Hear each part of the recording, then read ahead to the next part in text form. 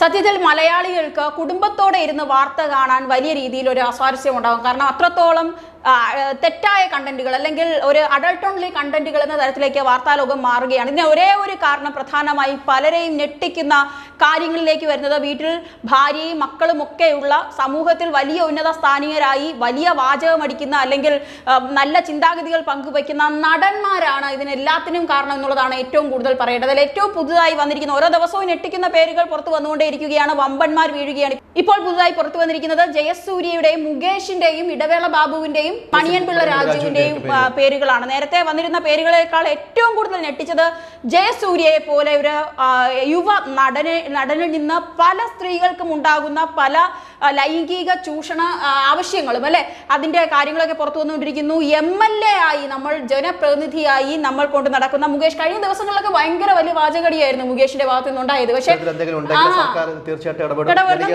സ്ത്രീകൾ എല്ലായിടത്തും സുരക്ഷിതരായിരിക്കണം. അങ്ങനെയുള്ള മുകേഷും ജയസൂര്യയും മണിയൻപിള്ള രാജുവും മറ്റാരാണ് ഒരാളും കൂടെ ഉള്ളത് ഇടവേള ബാബു അടക്കമുള്ളവർ കിടക്ക പങ്കിട്ടാലേ അമ്മയിൽ 1.5 ലക്ഷം രൂപ വില മതിക്കുന്ന ഒരു അംഗത്വം കൊടുക്കുള്ളൂ എന്നുള്ളത് പറഞ്ഞിരിക്കുന്നു അല്ലെ. തീർച്ചയായിട്ടും ഈ പറഞ്ഞതുപോലെ തന്നെ ഓരോ ദിവസവും ഹേമ കമ്മിറ്റിയുമായിട്ട് ബന്ധപ്പെട്ട് വെളിയിൽ വരുന്ന പേരുകൾ, ആരോപണങ്ങൾ, ആ നടിമാർ പറയുന്ന മൊഴികളൊക്കെ അങ്ങേയറ്റം ഞെട്ടലുണ്ടാക്കുന്ന കാര്യമാണ്. നമ്മൾ ആദ്യം പറഞ്ഞതുപോലെ തന്നെ കുടുംബസമേതമായി ടിവിയുടെ മുന്നിലിരുന്ന് വാർത്ത കാണാൻ കഴിയാത്ത അവസ്ഥയാണ്. അത്രയ്ക്ക് ഈ പറഞ്ഞതുപോലെ ലൈംഗികമായിട്ടുള്ള മൊഴികൾ അല്ലെങ്കിൽ ആ രീതിയിലുള്ള ആരോപണങ്ങൾ ഉണ്ടാകുന്നു. സംഭവം കാര്യങ്ങൾ നടിമാർ ഉൾപ്പെടെ പറയുന്നു. ജയസൂര്യയുടെയും മുകേഷിന്റെയും മണിയൻപിള്ള രാജുവിന്റെ ഇടവേള ബാബുവിന്റെയും ഒക്കെ പേരുകളാണ് ഏറ്റവും ഒടുവിലെ പുറത്തു വരുന്നത് എന്നുള്ളതാണ്. അതിൽ ഏറ്റവും പ്രധാനപ്പെട്ട കാര്യം ജയസൂര്യയുടെ പേരാണ്.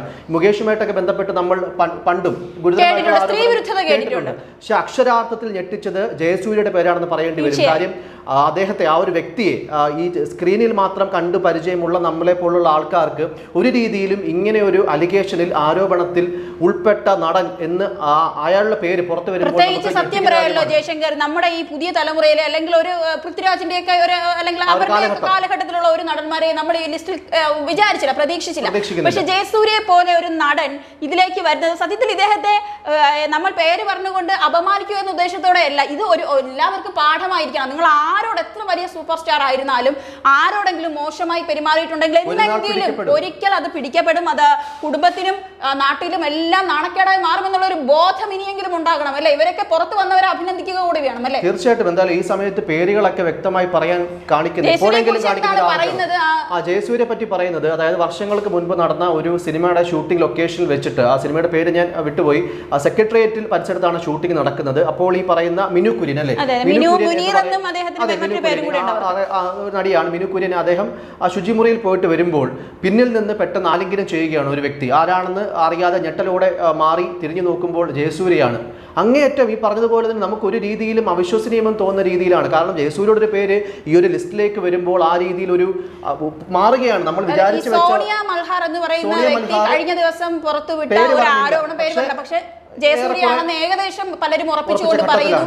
അവരത് നിഷേധിച്ചിട്ടുമില്ല. അവരത് ജയസൂര്യ അല്ല എന്ന് നിഷേധിച്ചിട്ടില്ല. പറഞ്ഞ എല്ലാ തരത്തിലുള്ള എന്താണ് കുറച്ച് കാര്യങ്ങൾ ഹിന്റ് നൽകുന്നുണ്ട്. ആ ഹിന്റ് എല്ലാം ജയസൂര്യയിലേക്കാണ് എത്തിക്കുന്നത് എന്നുള്ളതാണ്. ഒടുവിൽ സോണിയ മൽഹാർ പറയുന്നത് ഇപ്പോൾ ആ ഒരു വ്യക്തി തന്റെ അടുത്ത സുഹൃത്തായത് കൊണ്ടാണ് പേര് പറയാത്തത് എന്നുള്ളതാണ്. പക്ഷേ ആ ഒരു സിനിമ അല്ലെങ്കിൽ ആ ഒരു കാലഘട്ടമൊക്കെ വ്യക്തമായി അന്വേഷിക്കുന്ന ഘട്ടത്തിൽ നമുക്ക് മനസ്സിലാകുന്നത് അത് ജയസൂര്യ തന്നെയാണ്, വ്യക്തമാണ്. അതുപോലെ തന്നെ മണിയൻപിള്ള രാജു, ഇദ്ദേഹം മോശമായി പെരുമാറിയ കാര്യങ്ങൾ പറയുന്നത് മിനു തന്നെയാണ്.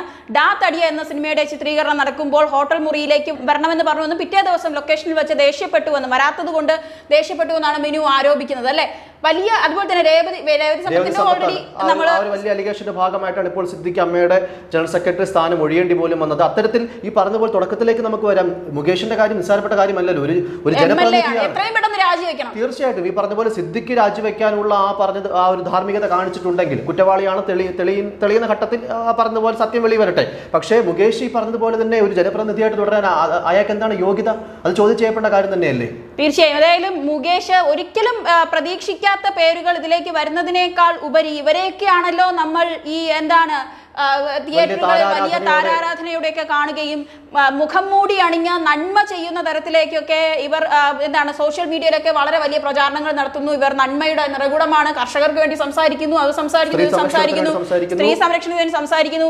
വീട്ടിലെ ഭാര്യയ്ക്കോ അല്ലെങ്കിൽ കുഞ്ഞുങ്ങൾക്കോ ഉണ്ടാകുന്ന നാണക്കേട് അവരെ പോലും ശരിയാണ്. തീർച്ചയായിട്ടും ഓരോരോ ആൾക്കാരുടെ പേരുകളായിട്ട് വെളിയിൽ വരുമ്പോൾ നമ്മളത് പറയുമ്പോൾ അത്തരത്തിൽ ഒന്നും അറിയാതെ വീട്ടിൽ കഴിയുന്ന അവരുടെ ഭാര്യമാർ കുഞ്ഞുങ്ങൾക്കൊക്കെ ഉണ്ടാകുന്ന ഈ ഒരു മാനക്കേട് നാണക്കേട് ഓർത്തെങ്കിലും ഇത്തരത്തിൽ ഇനിയെങ്കിലും ഈ പറഞ്ഞ പോലുള്ള നീചമായ, അതെ തീർച്ചയായിട്ടും ഇനി കുറച്ച് പേടിക്കും. എത്ര വലിയ സൂപ്പർ സ്റ്റാറുകളാണെങ്കിലും ഇനി കുറച്ച് പേടിക്കും, ഇനി കുറച്ച് വിയർക്കും, ഇല്ലേ? തീർച്ചയായും. എന്തായാലും ഇതിലേക്ക് എത്തിയ ഒരു കാര്യം നടന്നത് 2017 നടി ആക്രമണവുമായി ബന്ധപ്പെട്ട കേസിന്റെ ഭാഗമാണ്. ആ നടിയെ എത്രയും സ്നേഹത്തോടും ആദരവോടും, കാരണം അവർ ഇറങ്ങിയ ഒരു പോരാട്ടത്തിന്റെ ശക്തമാണ് ഇന്ന് പല കപട മുഖങ്ങളും മുഖംമൂടികളും ഒക്കെ അഴിഞ്ഞു വീഴുന്നത്. ഈ ലിസ്റ്റിലൊക്കെ അവസാനം ഒന്നും ആയിട്ടില്ലെന്ന് തോന്നുന്നു. ഇനി മഞ്ഞിന്റെ ഒരു എന്താണ് മഞ്ഞുമലയുടെ ഒരു ചെറിയ ആഗ്രഹം മാത്രമേ ആയിട്ടുള്ളൂ. ഇനി അത് പ്രധാനപ്പെട്ട ഒരു കാര്യമാണ് ഈ പറഞ്ഞതുപോലെ നടി ആക്രമിക്കപ്പെട്ട കേസിൽ ഒരു മുഖ്യധാര മാധ്യമം ഇപ്പോൾ വെളിയിൽ വിട്ട കാര്യമാണ്. സിദ്ദിഖ്, ഇടവേള ബാബു, ബിന്ദു പണിക്കർ, ഭാമ എന്നിവരുൾപ്പെടെ കൂറുമാറിയിരുന്നു. നമ്മൾ ആ സമയത്ത് അറിഞ്ഞതാണ്. പക്ഷെ ആ മൊഴികൾ ആ സമയത്ത് പോലീസിനോട് പറഞ്ഞ മൊഴികൾ എന്താണ്,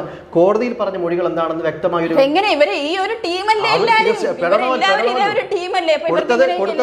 തീർച്ചയായും കൊടുത്തത് തിരിച്ചു കിട്ടും, ഇല്ലേ? അതെ, അനുഭവിക്കേണ്ടവർ അനുഭവിച്ചേ മതിയാകൂ എന്നുള്ളത് തന്നെയാണ് എന്താണ് ഈ ഒരു സംഭവ വികാസങ്ങളിലൂടെയൊക്കെ മനസ്സിലാക്കുന്നത്. എന്തായാലും ഞെട്ടിക്കുന്ന തരത്തിലുള്ള ഓരോ ദിവസവും വെളിപ്പെടുത്തലുകൾ വന്നുകൊണ്ടേയിരിക്കുന്നു. ഈ നടിമാർ എന്തുകൊണ്ട്, എല്ലാവരും ചോദിക്കുന്നുണ്ട്, ഇത് വലിയ കാര്യമാണ്, ഇവർ എന്തുകൊണ്ട് ആ സമയത്ത് പ്രതികരിച്ചില്ല എന്നുള്ളത്. ആ സമയത്ത് പോലെയല്ല ഇപ്പോഴത്തെ സമയം. ഈ സമയം പ്രതികരിക്കേണ്ട സമയമാണ്. ആ സമയമായിരുന്നുവെങ്കിൽ ഇതൊന്നും ഇത്തരത്തിൽ ആരും നമ്മൾ പോലും ചർച്ചാ വിഷയമായി എടുക്കില്ല. ഹേമ കമ്മിറ്റി ഒരു നടിയെ ഗുരുതരമായ രീതിയിൽ ആക്രമിക്കുന്നു. അതിനുശേഷം അവരുടെ WCC രൂപം കൊള്ളുന്നു. WCCയുടെ ഒപ്പം തന്നെ സർക്കാർ എടുക്കുന്ന ഒരു തീരുമാനം, അവർക്ക് കൊടുക്കുന്ന ഒരു ഉറപ്പാണ്, ഒരു കമ്മീഷനെ നിയമിക്കുമെന്നുള്ളത്. അങ്ങനെ Hema committee report, Hema committee വരുന്നു. അവർ ഇവരെ വിശ്വാസ്യതയോടെയുള്ള മൊഴികൾ എടുക്കുന്നു, തെളിവുകൾ ശേഖരിക്കുന്നു. അതിനുശേഷം അവസാനം വന്നിരിക്കുന്ന റിപ്പോർട്ട് അനുസരിച്ചും അതുപോലെ തന്നെ ഇപ്പോൾ വന്നിരിക്കുന്ന ഒരു ധൈര്യം, ഇത് മലയാള സിനിമയുടെ ശുദ്ധി കലശത്തിനുള്ള ഒരു ധൈര്യമാണ്. തീർച്ചയായിട്ടും ആ ധൈര്യം ഇനി എല്ലാ കാലവും കാണിക്കേണ്ടതുണ്ടെന്നുള്ളതാണ്. ഇത്തരത്തിലുള്ള അലിഗേഷൻസ് പുറത്തു വരുമ്പോൾ അതെ ഇതോടെങ്കിലും തീരട്ടെ. കാരണം കൂട്ടമായിട്ട് വെളി വരികയാണെങ്കിൽ, കൂട്ടമായിട്ട് ആക്രമിക്കപ്പെട്ട നടികളാവട്ടെ, ജൂനിയർ ആർട്ടിസ്റ്റുകളാവട്ടെ രംഗത്തെത്തുകയാണെങ്കിൽ സത്യമല്ലേ ഈ പറഞ്ഞ പോലെ വലിയൊരു ആരോപണം ഉണ്ടാകുമ്പോൾ അവരുടെ എല്ലാം എതിരെ കേസെടുക്കും, അല്ലെങ്കിൽ വ്യക്തമായിട്ടുള്ള നടപടികൾ ഉണ്ടാകും. ഒരുപക്ഷെ നമ്മൾ ഈ പറഞ്ഞതുപോലെ തന്നെ ആദ്യഘട്ടങ്ങളിൽ അവർ സിനിമയിൽ നിന്ന് മാറ്റപ്പെട്ടുമോ, അല്ലെങ്കിൽ തങ്ങൾ പറയുന്ന മൊഴികൾ ജനം വിശ്വസിക്കുമോ, സമൂഹം ഏറ്റെടുക്കുമോ എന്നൊക്കെ ഒരു ചിന്തയിൽ നിന്നായിരിക്കാം വർഷങ്ങൾക്ക് ശേഷം ഇപ്പോൾ പറയുന്ന ഒരു സാഹചര്യം ഉണ്ടാകുന്നത്. അതിനെ ഈ പറഞ്ഞതുപോലെ പൂർണ്ണമായും കുറ്റം പറയാൻ സാധിക്കില്ല. പക്ഷേ ഇപ്പോൾ ഉണ്ടാകുന്നത് വലിയൊരു മൂവ്മെന്റ് ആണ്. ഇനിയും ഇത്തരത്തിലുള്ള പുഴുക്കുത്തുകൾ സിനിമയിലാകട്ടെ ഏത് രംഗത്ത് തൊഴിലിടങ്ങളിൽ ഉണ്ടെങ്കിലും അവർ ഇനിയൊന്ന് ഭയക്കണം. ആ ഒരു മൂവ്മെന്റിന്റെ, ആ ഒരു ശക്തമായ പോരാട്ടത്തിന്റെ ഒരു തുടക്കമാകട്ടെ എന്നുള്ളത്. ബാബുരാജ് എന്ന് പറയുന്ന വ്യക്തി, വാണിശ്വനാഥിന്റെ ഭർത്താവ്, അദ്ദേഹം ജനറൽ സെക്രട്ടറി സ്ഥാനം താൽക്കാലികം ഏറ്റെടുത്തിരിക്കുന്ന അദ്ദേഹമാണ്. പീഡനം. അപ്പൊ ഈ അമ്മ മുഴുവനായിട്ട് ഈ കോഴികളുടെ ഒരു കൂടാണെന്നാണ് തോന്നുന്നത്. എന്തായാലും നമ്മൾ ഓൾറെഡി ഇങ്ങനെ ഒരു കാര്യം ചെയ്തതാണ്. ശരി, എന്തായാലും നിരവധി പേരുകൾ ഇനിയും പുറത്തു വരാനുണ്ടായിരിക്കാം. പല മുഖംമൂടികളും ഇനിയും ഒരു പക്ഷേ നമുക്ക് മുന്നിൽ അഴിഞ്ഞു വീഴുന്നതും കാണാം.